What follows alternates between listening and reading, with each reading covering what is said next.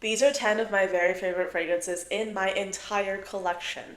But if you blind buy any of these perfumes, I would say you run the risk of being very disappointed.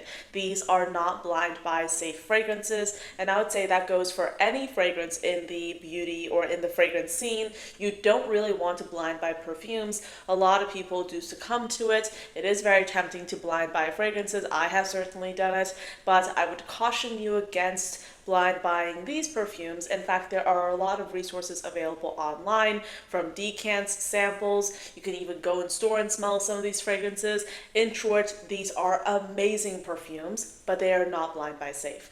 If this is your first time on this channel, hello, my name is Anya. I love fragrances. I talk about them here every single weekday, Monday through Friday. That is 5 times a week. And I also publish additional content on TikTok and Instagram under the username ANECHKAFRAGRANCES. So if you're interested in seeing content specific to those platforms, you can follow me on those social media platforms as well.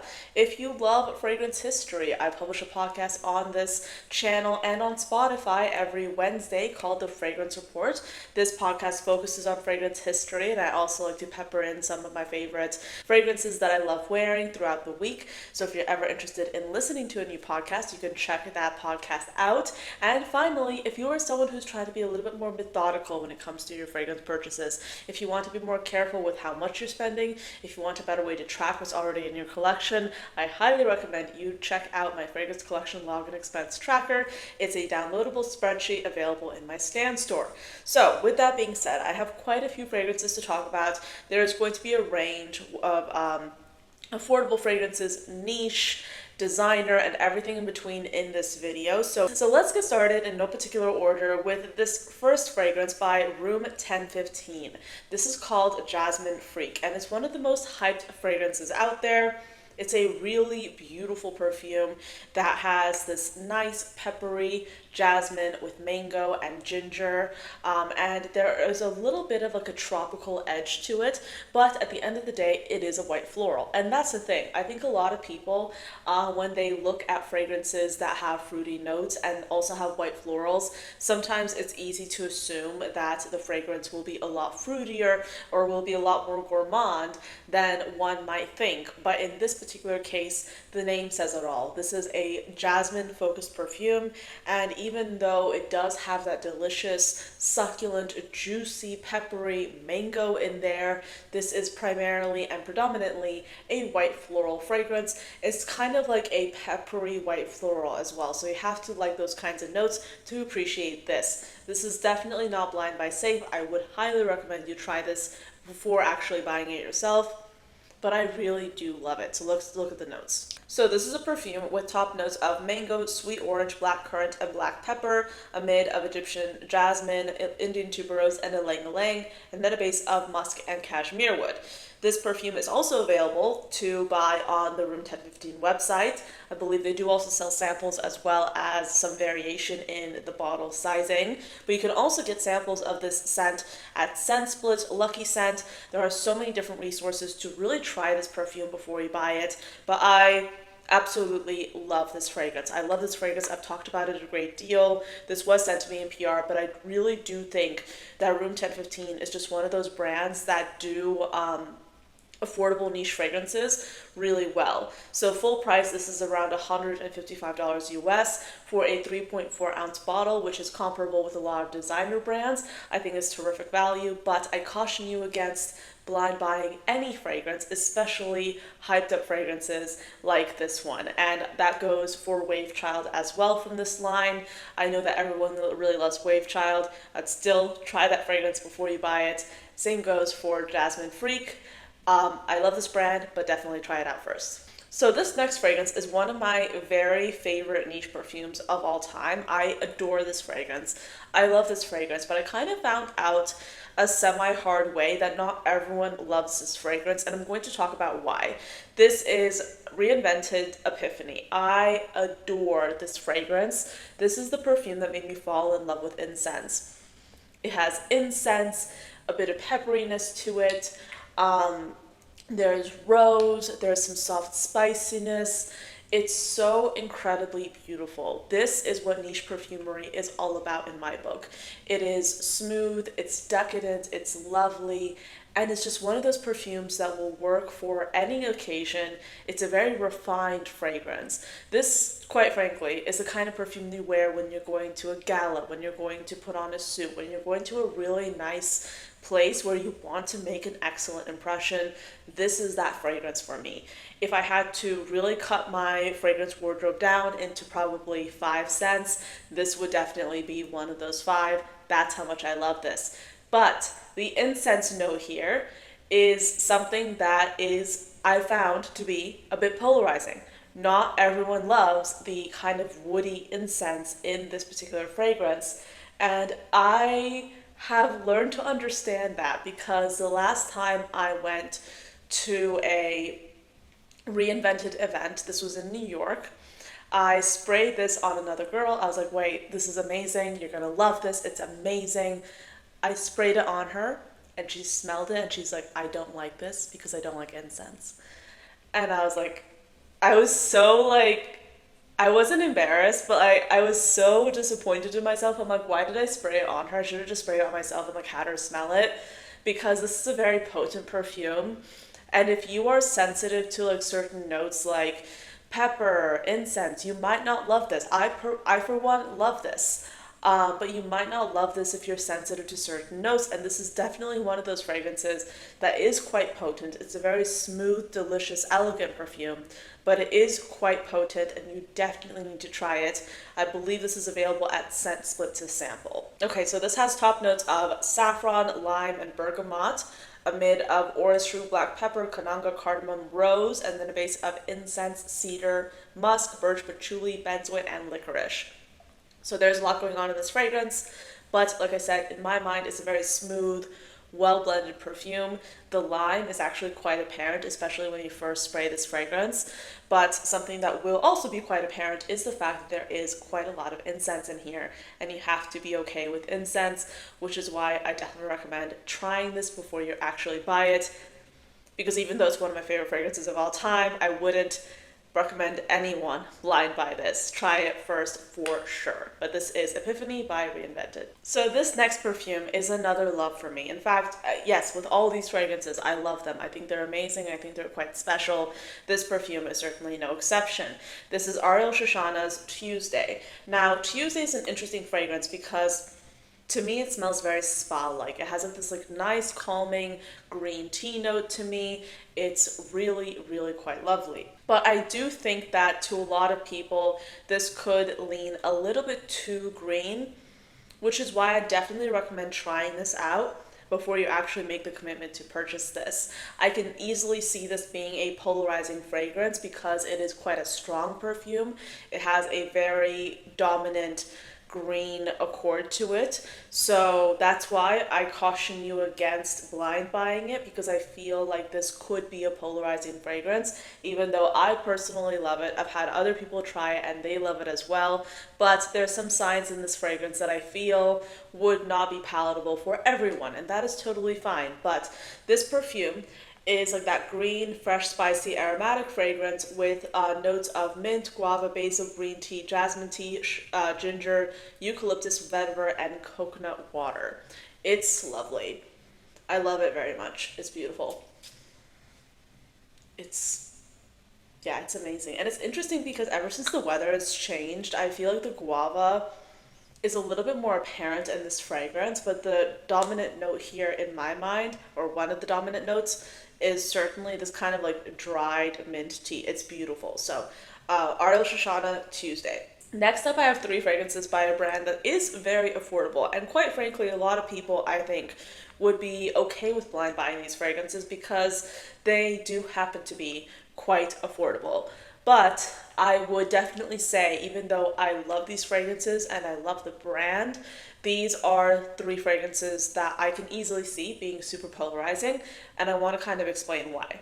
So the brand, of course, is Theodores Calatinis, and Theodores Calatinis, they're known for creating these really decadent gourmand fragrances. I would say in my entire fragrance collection, I probably have more Theodores Calatinis fragrances than a lot of other brands. Like I have a lot of Theodores Calatinis perfumes. I have tried a great deal from the brand. Not their like super new stuff, but like their legacy collection, I've definitely tried a lot from there.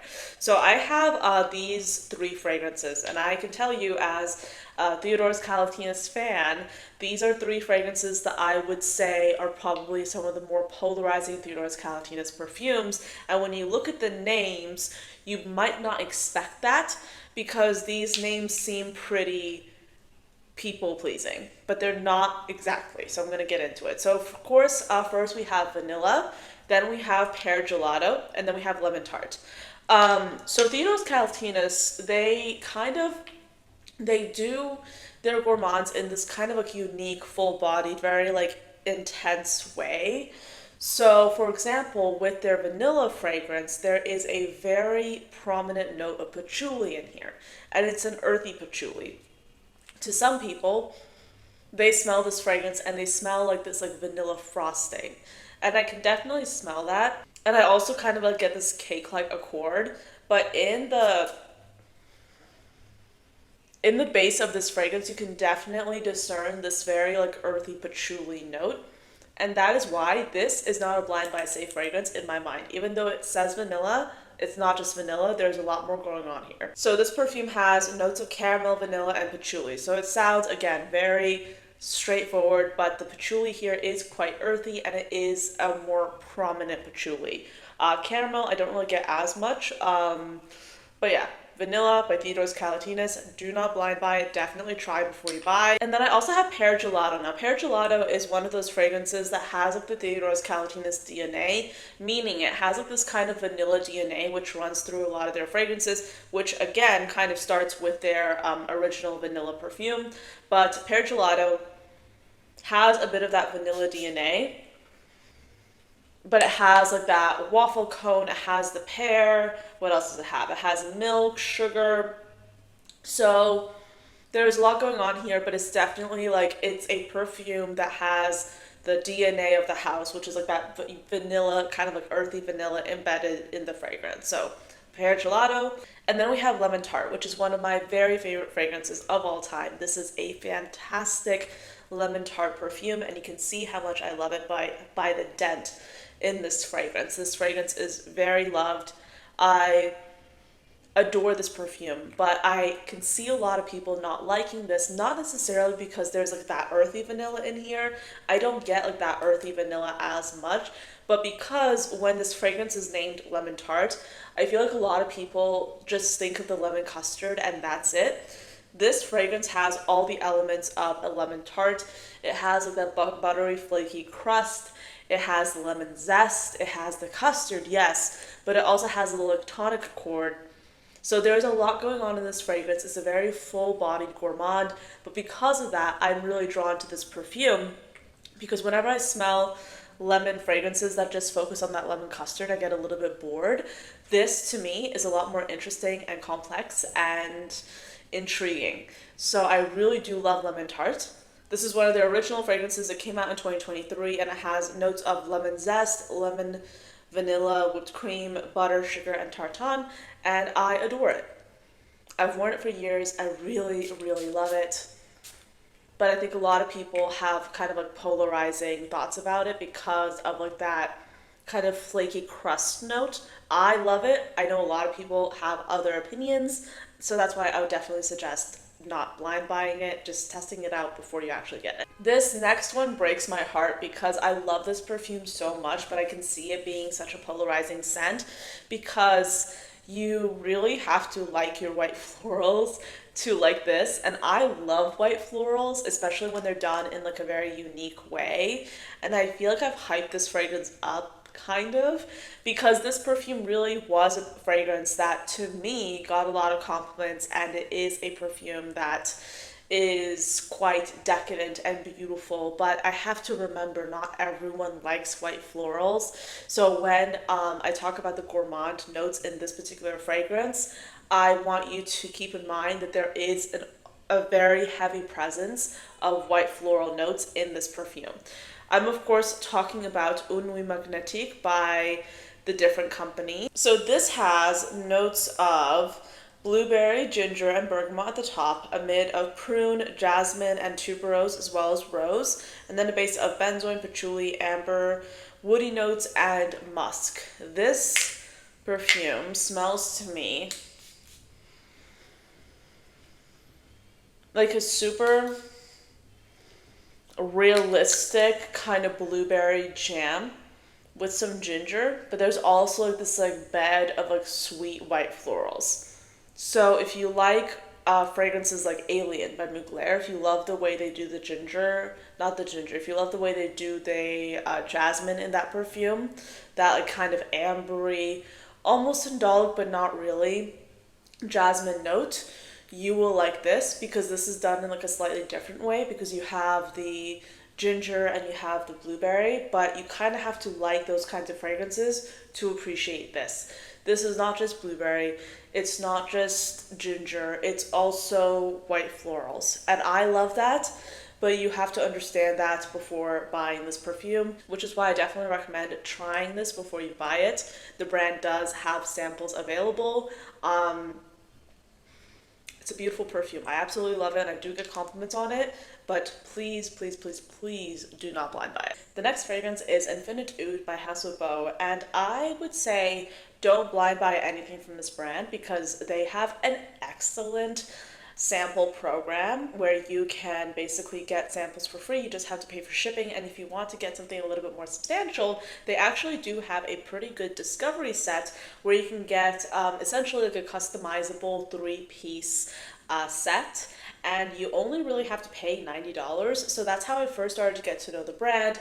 I had my set of 3 fragrances. One of those fragrances was Infinitude. I fell in love with this fragrance and I ended up getting the full-size bottle. So Infinitude for me is a beautiful, elegant smelling, clean, smooth oud fragrance. It's a smooth fragrance. It's woody, it's beautiful, and I love it. It's a very potent perfume as well. A little bit goes a long way, and for me, it's one of my favorite woody fragrances in my collection, full stop. But with any brand, I would say that do not blind buy, but with Chabaud especially, I think they get a lot of hype, and I think that their fragrances do happen to be quite polarizing. Sometimes people really love their perfumes, sometimes they don't.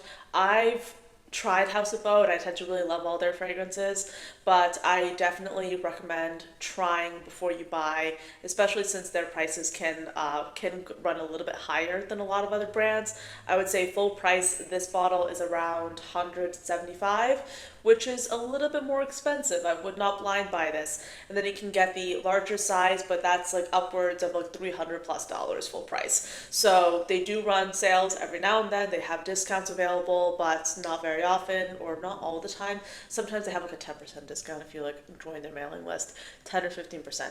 But regardless, don't blind buy. They have an excellent kind of travel size option where you can get the 10 milliliters of 3 fragrances of your choice for $90. That is an excellent deal, so I would go for that instead of blind buying. So while we're at it, let's actually talk about the notes in Infinitude. So Infinitude has those top notes of peyote, myrrh, and vetiver, a mid of cedar, black pepper, and patchouli, and then a base of incense, gurkha balsam, and oud. So this is Chabaud's Infinitude. But this is an example of a perfume that regardless of how hyped up it is, I still don't recommend blind buying it. Getting the sample first is definitely the best way to go because, again, this is beautiful, but just because it's hyped up doesn't mean you need to blind buy it.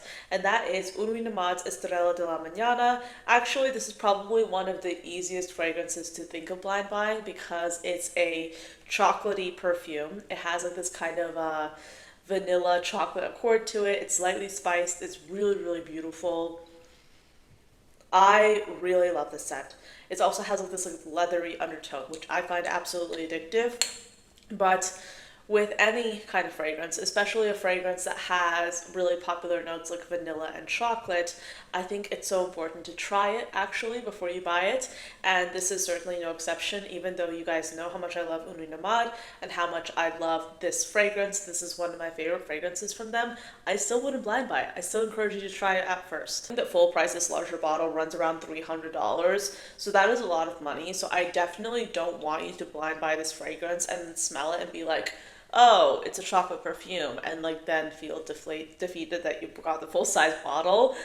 So that's why I definitely recommend getting the travel spray. And the thing is about Une Nuit Nomade, and that's why I wanted to talk about one of their fragrances in this video, because they have an excellent option or set of options available if you want to buy decants, if you want to buy samples, if you want to buy smaller sizes of any one of their fragrances, because on their website they actually do have a variety of sizes available for any of their fragrances. So if you want to get a 10 milliliter size, 5 milliliter, 2 milliliter sample, it's all on the website. It's all easy for you to access. And I do have a code with the brand, by the way.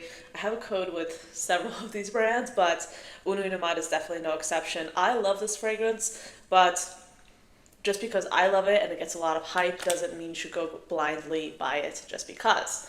So this perfume has notes of birch, cocoa, benzoin, and vanilla. That's what's listed, but I definitely do think that there's more complexity to it. One of the notes here that I definitely do pick up is like a leathery accord, but yeah, it's beautiful. I love this fragrance. Again, Estrella de la Mañana by Une Nuit Nomade. So this next perfume is kind of funny because I love this fragrance. I adore it. My sister says that it smells like the gardening center at the Home Depot. And I don't disagree, but that's also one of the reasons why I definitely would not blind buy this. In general, I think with any designer fragrance, by the way, this is Orbella Salted Muse, with any designer fragrance or a designer adjacent fragrance, it's available at Ulta, Sephora. I wouldn't blind buy it, period. Just go to the store and smell it. These, mass market fragrances are available everywhere. So if it's available everywhere, definitely don't blind buy it. Just go, smell it, try it out. Don't blind buy it. I, for one, love this perfume, but I would say it's definitely not the easiest perfume to love in the line. It's my favorite because I think it's the most unusual, but definitely try it out first. This has notes of sea salt and pink pepper at the top, a middle of olive tree, lavender, and fig, and then that base of cedar, sandalwood, and amber. It smells salty, it smells vegetal. I really love it. It's beautiful, and it's an oil consistency. It's actually like an oil format, actually. So I love wearing it as a base to layer with other fragrances. It's very refreshing for the summertime as well.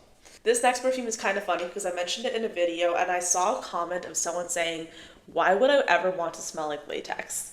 And of course I'm talking to you about Annabelle's Birthday Cake. This is by Marissa Zappas. And this perfume is an interesting one because it's supposed to smell like a child's birthday party. So you have the latex balloons, you have the funfetti cake, you also have some florals in here as well. But this perfume smells like one of the most interesting gourmand fragrances I've ever smelled in my collection. And it's also weirdly approachable too. It's not a difficult fragrance to wear for me. On the contrary, it happens to be one of my favorite fragrances in my entire collection. And it has notes of latex, sugar, lemon, and heliotrope at the top, a mid of whipped cream, cupcake sugar, and rose petals, as well as tuberose, and then a base of honeycomb, cacao powder, and tonka bean. This is interesting because the latex note here kind of like tempers the fragrance and it prevents it from being too sweet. So with all those other notes, you'd expect those notes to be sugary and sweet and very gourmand, like very typical gourmand, but the latex here kind of like flattens them out a little bit and it makes it like, it kind of neutralizes those notes in a very like interesting and cool way. So this is definitely one of those fragrances that I would say like keep an open mind and get a sample if you can.